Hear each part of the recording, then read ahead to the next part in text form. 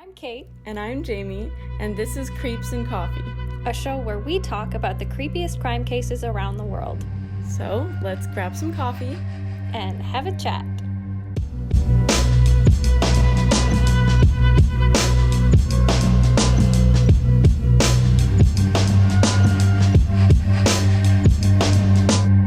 Hello, everyone. Hi! Welcome back. To, what, our 7th, 8th, 9th? Eighth episode. Eighth. Jamie pays attention. Mm-hmm. To everything except this. Actually, Yeah. not true. To like 50% of what's going on. I'd say that's pretty accurate. Jamie and I like to say that we share a single brain cell. So we just kind of pass it back and forth whenever the other one needs it. And right now I think I've had prime custody. You've of had it. full custody for about a week and a half. So we'll see how it goes. We've split it back up again. Jamie's got her half back. So. Oh, that's sweet. You think that I have it back? It must have got lost on the way. Yeah, it's fine. It'll get there eventually. I'm just tired. Yeah. Well, it's How are you? October. I'm excited that It's spooky season! It's spooky time. This is our month. It's my time to shine. It really is. I'm excited for our October episodes. I think Yeah. we haven't really delved into too much spookiness yet, but I think now's our time to do that. We get to really look at some scary cases in true crime. We're going to look at some paranormal stuff. Going to look at some that combine both of those elements, which I'm really excited about. So stay tuned, folks. Yeah. Yeah, we're going to have a big Halloween special, which we are... Yeah, so don't have any plans on Halloween. Yeah, Just listen to our podcast. Make Creeps and Coffee your priority. Thank you very much to the 19 of you out there. Yeah, well, I mean, it's a Sunday, so, like, settle in, make, That's like, true. a chai latte, put on Creeps and Coffee, and go throw... I almost said food and money, but no, go throw candy at trick-or-treaters. Throw food and money at us and candy at the trick-or-treaters. I think it was like a Freudian slip. I'm like, this is what I want. It's also almost Canadian Thanksgiving, Oh, yeah. which is like weird to think about because most of our listeners are like not Canadian. Yeah. Happy Thanksgiving to us. Yeah. What are you most thankful for this year, James? This is where you say, Caitlin. I am most thankful for Caitlin and Midnight, my roommate's cat. I learned to love cats this year, and it is a joy every morning waking up at 6 a.m. and having him watch me while I take a poo, and he just sits on the counter and purrs and stares at me and invades my personal space, and it's wonderful. It's the best. Yeah. Yeah. And then I love when he gets in my way when I'm trying to brush my teeth and tries to drink out of the sink. It's so great. Oh, I miss my cat. What are you thankful for? I am thankful for Creeps and Coffee, which Aw. has given me a chance to talk to you even more than we talked before, which was quite a lot, but now it's like I all like the your time. answer better. I am grateful For coffee? for coffee and for Monster Energy. Wow. Monster, sponsor us. I was just gonna say that. Oh man. Oh, God, please do. That'd be so sick. Caitlin is literally running on like 60% Monster Energy, 40% coffee on a daily basis. Yeah, that's what 3 jobs and a podcast will do. Yeah. Yeah. But yeah, I'm grateful for making it through this year. We've had a pretty wild year, the two of us. We've had like a rough 2 years. We sure have. So I am You grateful. especially. Well, not to brag, but you're correct. But yeah, I'm grateful for my Jamie. Aw. Oh, wait, I'm grateful for you too. Can I add that to my answer? I was bragging about Midnight, but I'm grateful for you too. No, it's fair. Midnight deserves it. Aw. And I'm also grateful for my cats Bug and Bowie and my dog. Wait, we should post an Instagram post introducing the kitties. We absolutely will. Because they're so cute. Yeah. Creeps and Coffee and Cats. Okay, guys, go follow our Instagram, Creeps and Coffee. It's exclusively cat pictures from now on. So, get used to it. That's it. That's the podcast. We're not talking about anything else. No. I'm actually excited for this week's topic, today's topic. I feel like it's not very well known, yeah. It's not. And you know what? It's surprisingly difficult to find information on it. There's a little bit more that came out this year because of the relevance to a couple months ago. But obviously we'll get into that a little bit later. But we discovered this case while we were on a binge of American Horror Story. So in the Roanoke season, for those of you who are familiar, Season 6? There is a very loose, very, very loose connection to a very, very real case of the lethal lovers. And I don't know, I'm torn calling it that because I hate giving serial killers fancy names because it makes it feel fictionalized, and it's very much real. Once we get into it, these were some sick people. But yeah, it sounds so much cooler. I know. Yeah, so we can get into that after. I have a whole section on the American Horror Story version versus the real version. But yeah, in reality, it's how do you sum it up? Serial killers who killed patients in an old folks' home. Yeah, I think that hits the nail on the head. So it's lethal lovers or murderers who killed old people mercilessly. Yeah. So. Yeah, it doesn't have quite the same catch to it. Not exactly. A bit darker than... Slightly. Yeah. Yeah. But no, I was very fascinated by this case. I think because it's female serial killers, which is very intriguing to me because you don't hear a lot of that. And not just female serial killers, but a lesbian couple. Yeah. And it was, in the 80s? Yeah. So, pretty groundbreaking if they weren't murdering people. Yeah, it would be great representation if it was not the circumstance that it is. No, I think it's fascinating to actually sort of get a different look at a different kind of killer. Yeah. Yeah, so with that being said... let's get into it. I think the easiest way to start, like I always like to start, is to do a little bit of background on who these people are. So, like I mentioned, it's a case of a lesbian couple. So we're going to be talking about two women. They were in their early 20s when they started these murders, which is also wild to me. There's so much else to worry about at this age. I don't know. So the first woman in our murderous pair, her name is Gwendolyn Gayle Graham. Try saying that 5 times fast. Bet she can't. I was just going to say that. What was it? Gwendolyn what? Gwendolyn Gayle Graham. Gwendolyn Gayle... Yep, there it is. Okay, 1. All right, I'm going to stop talking. Go ahead, Kate. Oh my goodness, yes. So, Gwendolyn Gayle Graham was born on August 6th, 1963. She was born in California. She grew up in Texas, which I think is red flag number 1. Sorry, Texas. No, I'm not sorry. You just got a lot of weirdos. You're just not my favorite place. So, looking at Gwendolyn's childhood, her teachers were interviewed when all of this stuff came out. They said she always had a very sad look on her face. She was never acting out. She was never really out there, but she just always looked sad and, like, upset.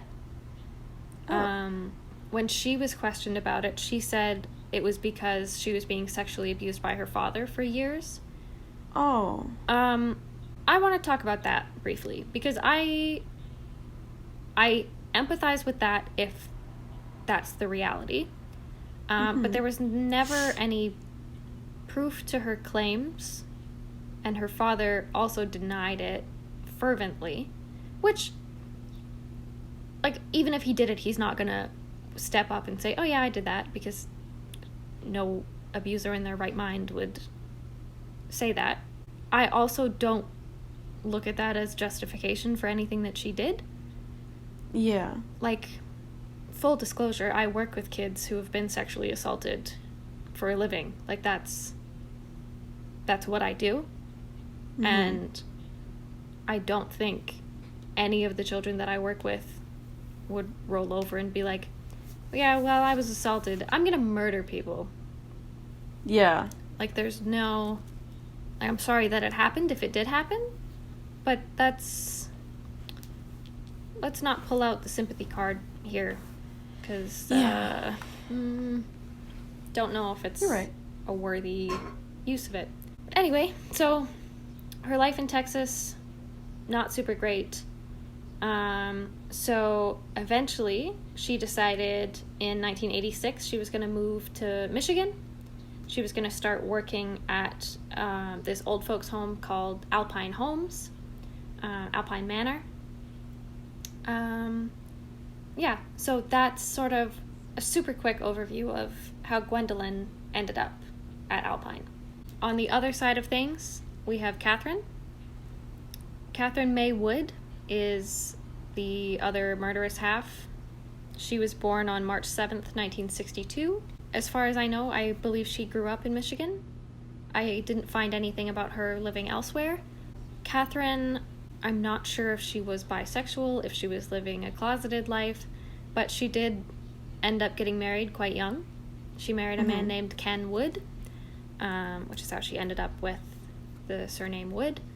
Good old Kathy. Oh, Kathy. Made some mistakes there, but... So Kathy and Ken had, I believe, a couple children, but I could only find statements from one. They for sure had a daughter named Jackie, and after, I believe, 7 years of marriage, they decided that they were going to part ways. There's no real statement of whether that was something that they both decided, whether Catherine had figured out that maybe she was more into women, she wanted to explore that aspect of herself. We don't really know. That being said, she and Ken split up. At this point, Kathy was about 450 pounds. What? Yeah, so she was quite overweight.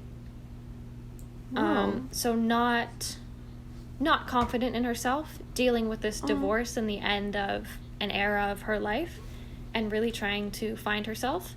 So when she started working at Alpine Manor Seniors Home, she was really looking for some friends.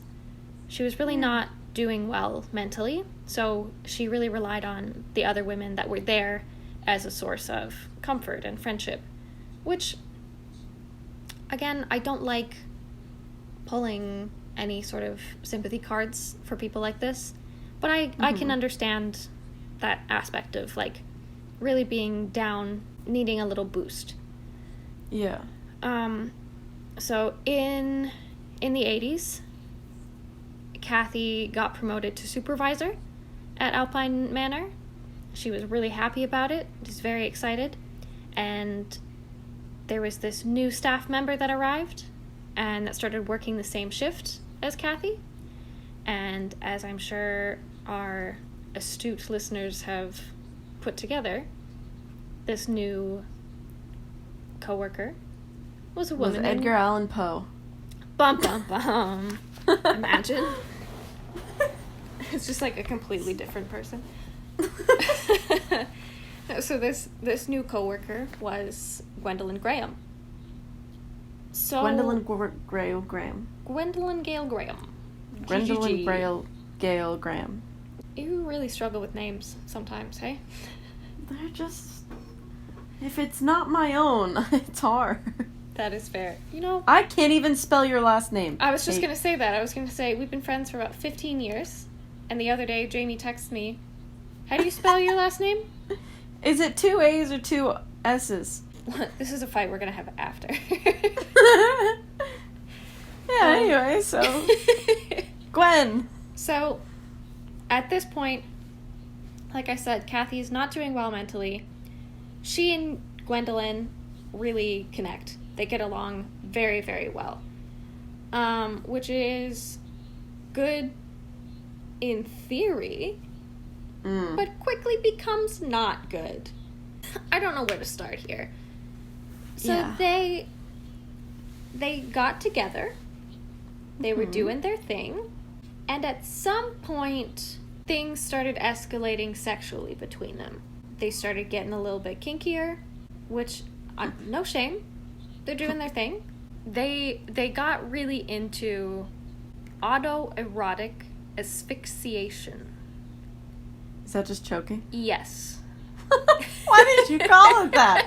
Just say choking. That's what it's called. They liked choking, guys. Who doesn't? I'm just kidding.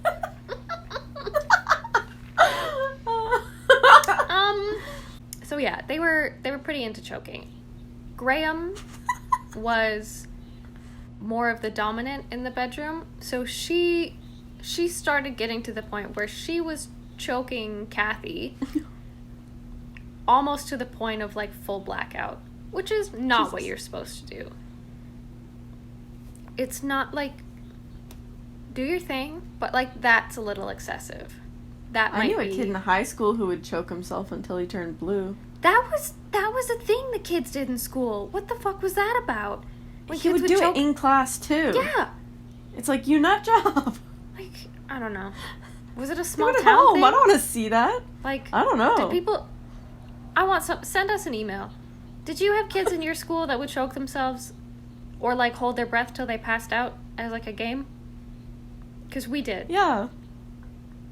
And what the fuck? Ryan, if you're out there, email me. We need to talk. Yeah, Ryan, I have a lot of questions. First of all, why? Can we have you on the podcast? Yeah. Sorry, continue. But yeah, so it was pretty intense. But they both said that it was fun. They both enjoyed it. Kathy had no issues that she mentioned with being choked quite aggressively. Mm-hmm. But then, like any sort of pleasurable experience, you reach a tolerance point and you become used to the feeling. So you get less pleasure from it. So it was said that Gwendolyn was the person who said they needed to spice things up a little bit more. They needed to take it to another level. Some couples would say bondage or bring in another person.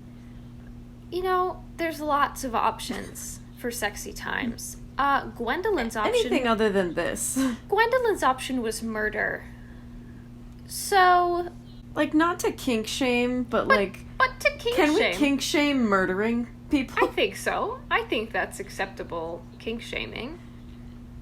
Because, like, when it's a federal crime, I don't think that's a great turn on to people. No. Just saying. I'm laughing because I'm uncomfortable. Not because they murdered people. So they started doing more things sexually where they were, like, role-playing murder and, like, talking about, like, their foreplay was, like, talking about cruelty and, like, things they would do. I mean, I guess that's fine. Yeah. I guess. But then it got to the point where, like, that was not enough. So when it came... So this was 1987. January comes. They decide to play something called the murder game. So the plan was they were going to pick patients at Alpine Manor whose initials spelled out the word murder, and they were going to murder them.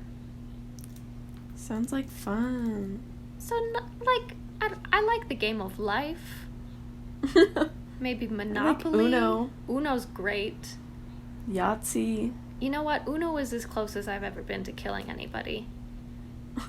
And it was Jamie, I'm pretty sure. Oh, yeah, probably. But, the murder game. I guess we should add a bit of a trigger warning here. Yeah, trigger warning. Yeah, so... Murder. Murder. And attempted murder. So Gwendolyn would go into these people's rooms. She would smother them until they were on the brink of death. And Kathy would be on the lookout. So she would be distracting any other workers that were going by. So she was standing where she could still see the hallway, but she could still see Gwendolyn murdering these people because that turned her on. Yeah. And the act of killing these old women turned Gwendolyn on. It got to the point where they realized that the murder game was more difficult than they thought because these old women that they were trying to murder were fighting back, which, good for them. They started getting kind of pissed. Yeah. Because they were, trying to kill specific, was it first names or last names? First names. To spell out the word murder, but it's if they're not old and ready to go, of course they're gonna fight back. If they can, they will. Nobody wants to die. But what gets me about all of this is that they had tried to murder multiple people by this point. It's 3 months of this game. Oh my god. And they have been, I think at this point they were successful 1 or 2 times. Not one complaint. Why? Not a single one of these poor patients at Alpine Manor stepped up and said anything. And I think... Was it because they have, I think... Alzheimer's? I think part of it was. But I also think... I'm going to get up on my soapbox here. Okay. I think part of it is because there's so many cases of abuse in nursing homes where these people don't want to admit that something is going wrong because they're afraid they're going to get treated worse. Oh. And I think it was just one of those things where they didn't want to admit anything. And that breaks my heart. I love old people. And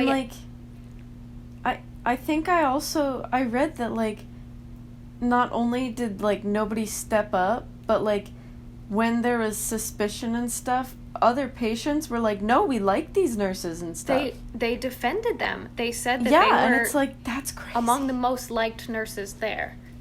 Right? And that just blew my mind.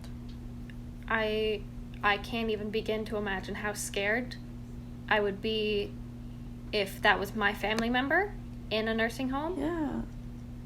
Let alone if it was myself. Especially when, old people are so weak and they can't defend themselves. It's one thing to just be a serial killer going after people, I don't know the word, non-discriminatory. Yeah, just... just going out at doing night and stabbing people. But it's another to be let's strategically smother these old people who have nobody there to stop us and who can't fight back. Yeah, these helpless people. That feels almost worse to me. And just to do it for something selfish like an orgasm? As an erotic game. Yeah. That's stupid. That's so selfish. Yeah. Anyway. I was going to make an inappropriate comment, and then I remembered your parents listen, so... Oh. Hi, Mom and Dad. Moving on. But so at this point, they've realized that they need to be strategic. They can't play this murder game because it's too difficult. So they're just going to do what they can. So after they decided that the murder game was over, Gwendolyn went into the room of a woman who was suffering from Alzheimer's, who wouldn't be able to fight her off. They knew she was on her last legs. I'm going to bring up the trigger warning again. she smothered the woman with a washcloth, and then she started taking items from her. So this was when they started taking souvenirs. Huh. So as the weeks went on, they did the same to many other women. And it was... And they did it to make it look like natural causes of death. Yeah, so they preyed on these specific people because it looked like they just passed away in the night. And the thing with Alzheimer's is, like, sometimes it gets to a point where they forget to breathe, they forget to eat. Mm-hmm. So when you're not looking at, oh, they were smothered, you're seeing, like, lung damage, let's say, and you're thinking, oh, they held their breath. Like, oh, they forgot to breathe. So it was never really detected. Mm-hmm. But what disgusts me probably the most in all of this is that there were times during this when things got, like, they got so turned on in the act that they would immediately after go to an unoccupied room and have sex. So they would murder these women and start, like, making out on top of them. And then that go have to sex me in the says next go room. to jail forever, because you don't feel any regret. Like, you nasty... Oh, I almost swore.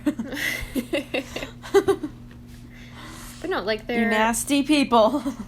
It's disgusting. So they're not only getting a huge sexual release from this, but they're getting emotional release too. So they're taking jewelry, they're taking dentures, they're taking... For what? Souvenirs. They had... So they were living together at this point. They had, like, a cupboard at home that had all of these souvenirs in them. Yeah.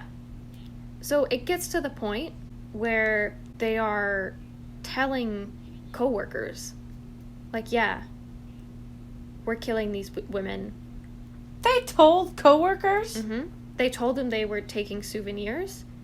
They told them... Y'all are stupid. They told them that it was turning them on, that, like, when they washed their bodies after, like, when they washed the dead bodies of these women, it, like, made them even more sexually excited. Ew, TMI! And not one of these coworkers looked at that as more than just, like, a sick joke. They were like, that's disgusting. Not one reported it. Even as a joke, I would still be like, I should probably tell my supervisor because that's inappropriate. Mm-hmm. That's not funny either. Like, no. I would... If you came up to me and was like, haha, there's some dead body in my basement, I'd be like, haha, what? Yeah. Just can I go check? Second. I need to make a phone call. Yeah. Like, I don't know. Like, that... Well. And I find that's the case in so many of these situations where they're not shy about it. There's red flags, and people are like, it could be an orange flag, though. So... Yeah. Oh, he used to kill squirrels as a child? I'm sure he's just being a little boy. He ripped the head off the puppy? Yeah. Oh, he probably didn't mean it. Doesn't sound like conduct disorder to me. I'm sure he'll grow out of it. Yeah. So it's reached the point where things are pretty intense. How many people have they killed, by the way? How many women? So, all in all, it's believed to be 8 to 10. Oof. They were tried for 6. Mm-hmm. Because they could only prove 6. So there were, I think there were like 38 or 48 or something patients that had passed away during the time they were doing these murders. Like, obviously, like, it's an old folks' home. Like, people are going to pass away. So initially when police were looking at, this is kind of jumping ahead, but when police were, like, looking at it, they weren't suspicious initially because they were like, well, these all look like standard death.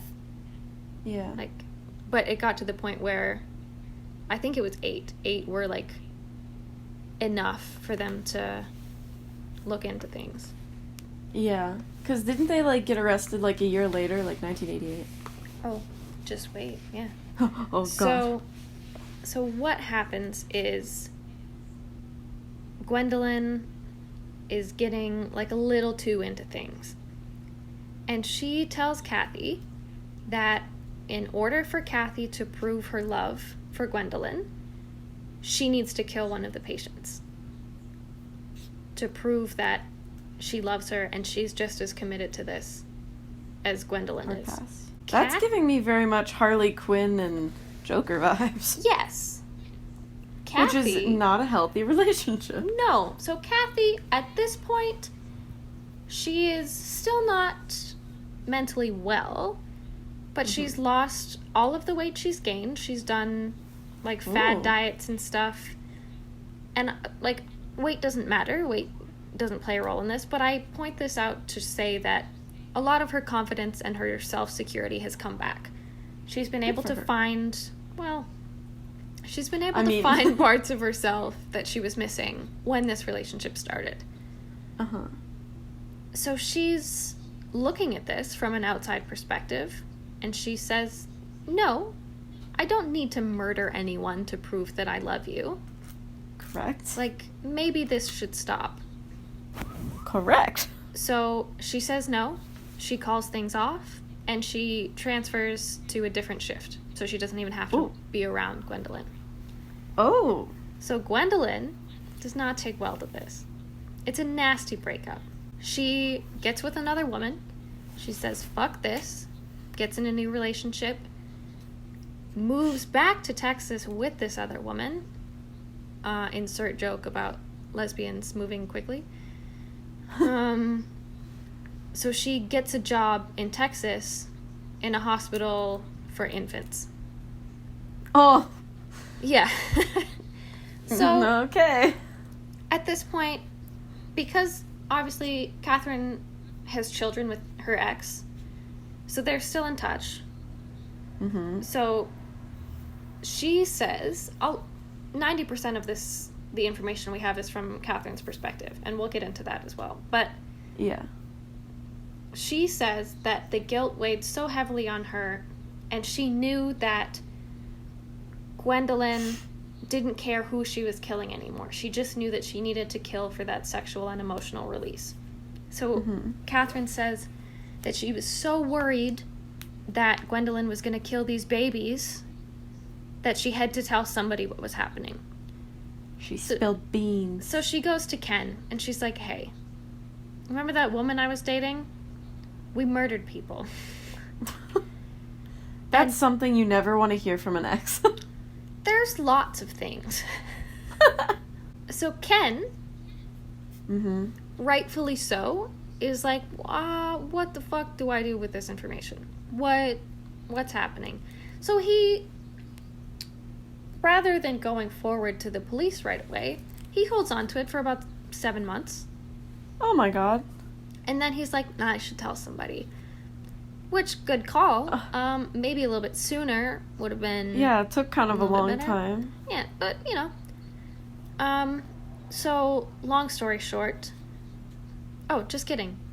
It took him over a year. Huh? That's even worse. Yeah. I don't know why I thought 7 months. Over a year.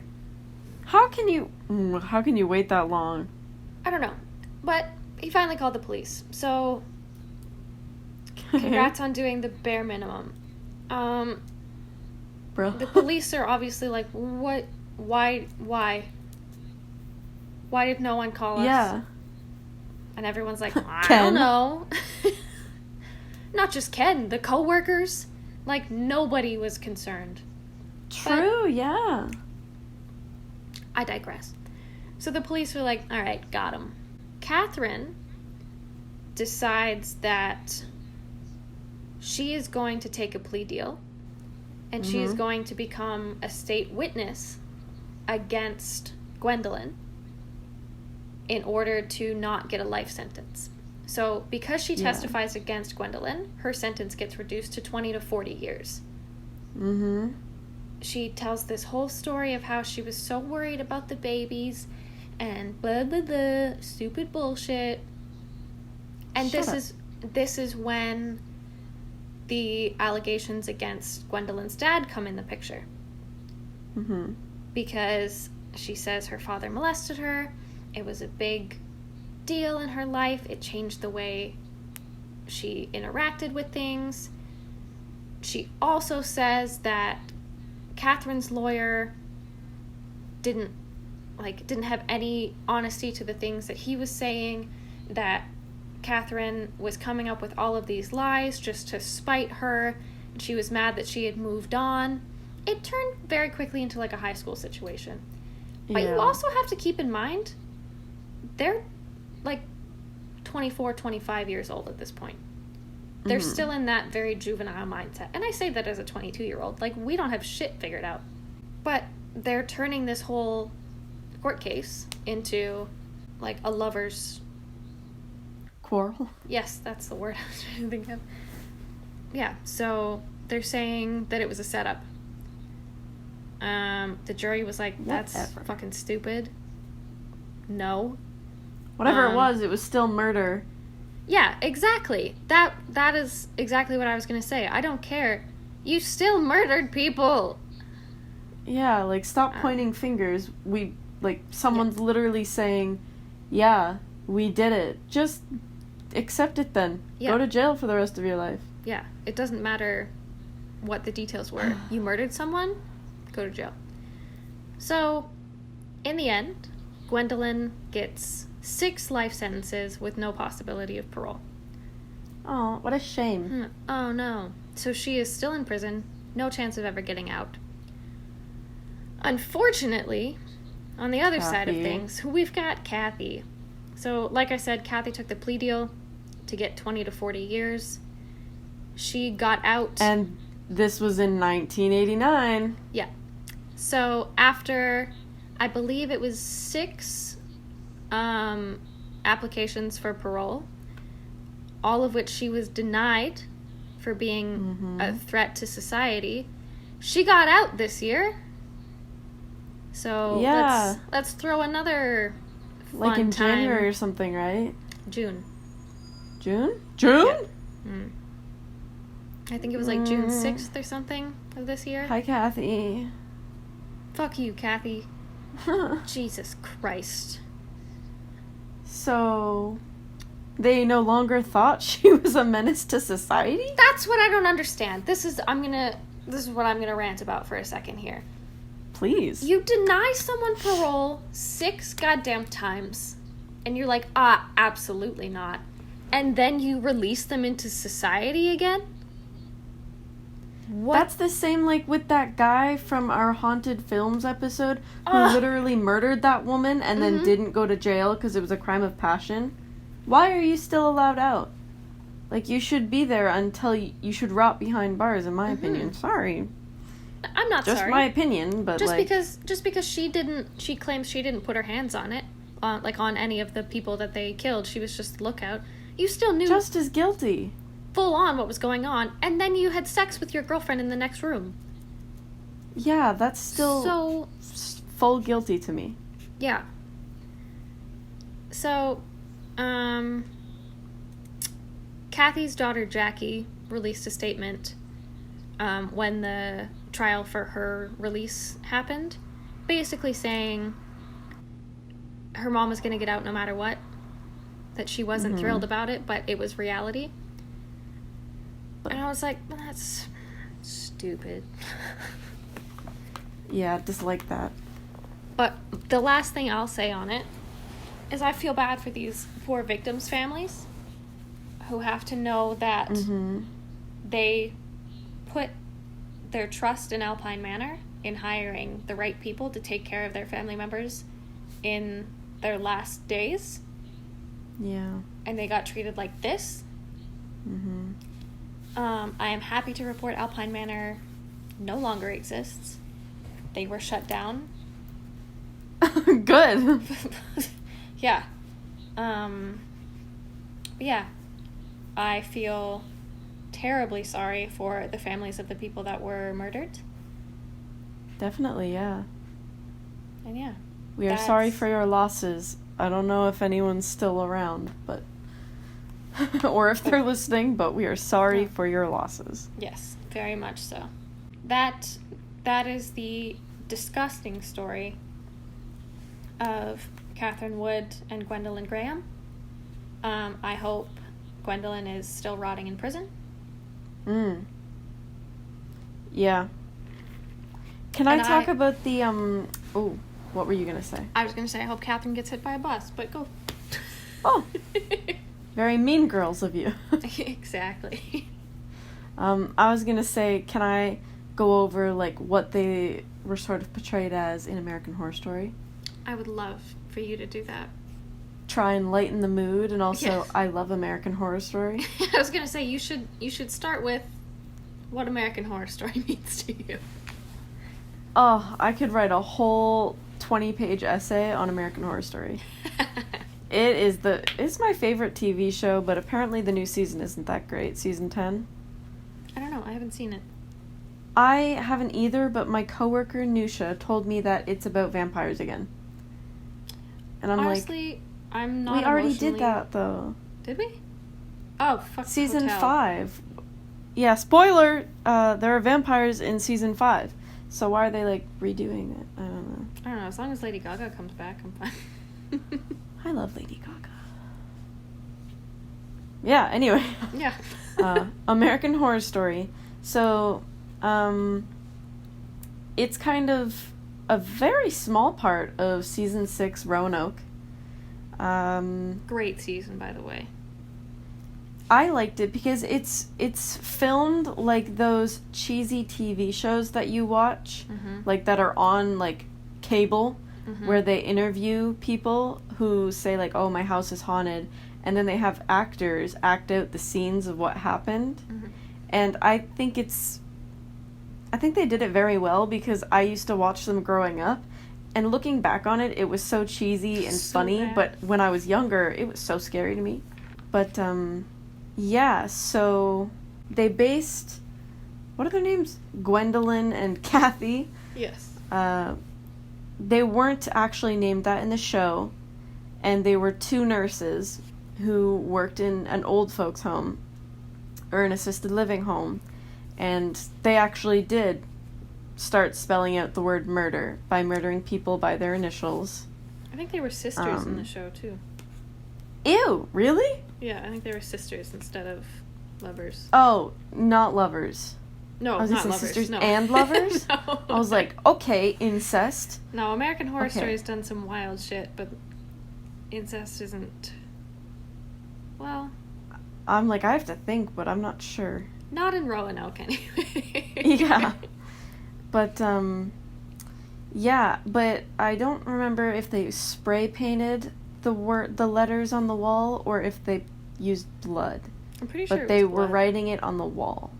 Yeah, in the show, I think they only killed 5 patients because they didn't finish spelling the word, which was like a key feature. Oh my god, spoiler alert for season 6 too. It's been out for years. Okay, good. I was like, I just said this. And then they're prevalent in this story because they're haunting the house that the main characters in Roanoke are like in.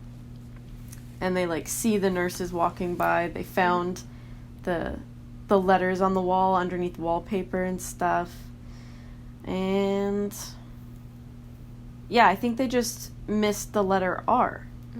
And then it never explains really what happened, but the professor in the show suspected they were killed by Kathy Bates' character and her occult colony of Roanoke. And you know we love Kathy Bates on this show. I love Kathy Bates. So I'm fully in support of that. So they didn't quite meet the same end as they did in real life, but it's an interesting comparison nonetheless. It is, and it sent us down this spiral, so... Yeah. And that's where my brain cell is done. Yep, I felt it come back to me, so...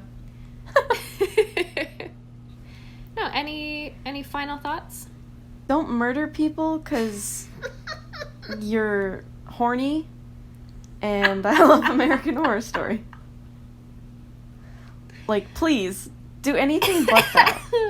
If we ever have Creeps and Coffee merch, I'm putting that on a mug. Don't murder people because you're horny? And you know what? We should sell it at prisons. Actually, they should be like complimentary gifts in prisons.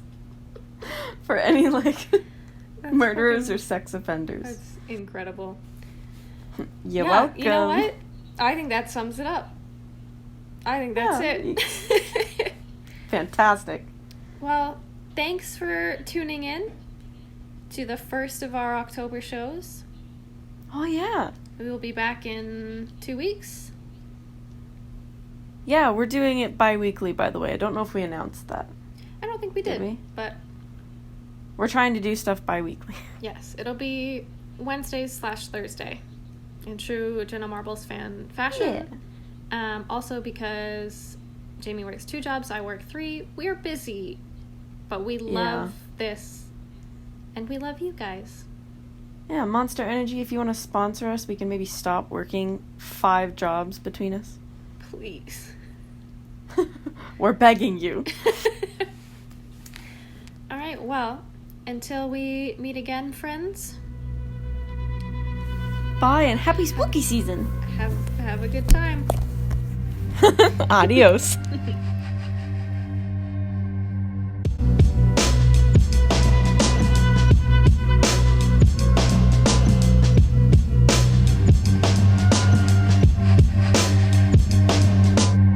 Creeps and Coffee is produced and edited by us, Kate and Jane. Our theme music is Stuck in a Hole by Dated. For more information on where to find them, check out the link in our show notes. And to connect with us, follow us on Instagram and Twitter at Creeps and Coffee.